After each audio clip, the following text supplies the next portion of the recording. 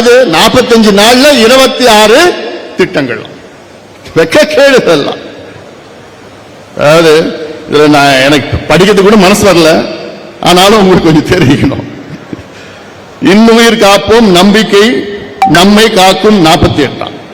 நலன் காக்கும் ஸ்டாலின் யார நலத்தை காட்டான்னு தெரியல.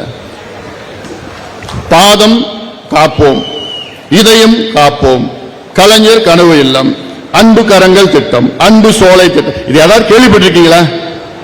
நான் நிச்சயமா யாருமே கேள்விப்படல.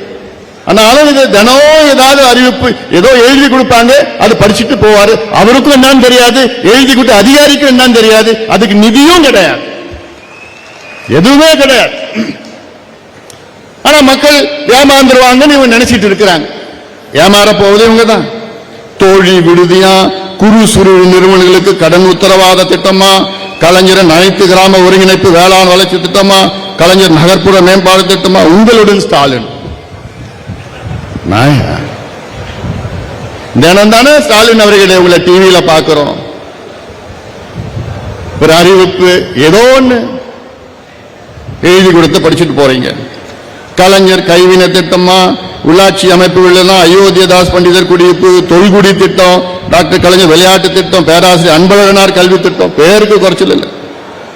பெருந்தலைவர் காமராஜ் திட்டம், ஏதோ திட்டம், அண்ணல் அம்பேத்கர் திட்டம், முதலமைச்சர். இப்பதான் உங்களுக்கு தெரியுது பேரெல்லாம்.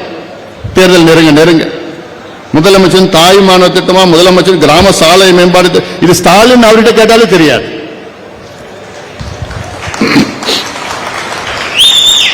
அடுத்த நாள் போய் கேளுங்க அவர்கிட்ட, அப்படியான்னு சொல்லுவார்.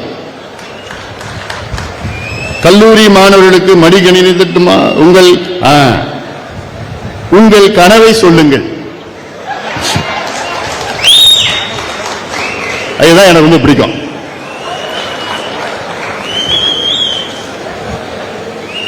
உங்கள் கனவை சொல்லுங்கள்.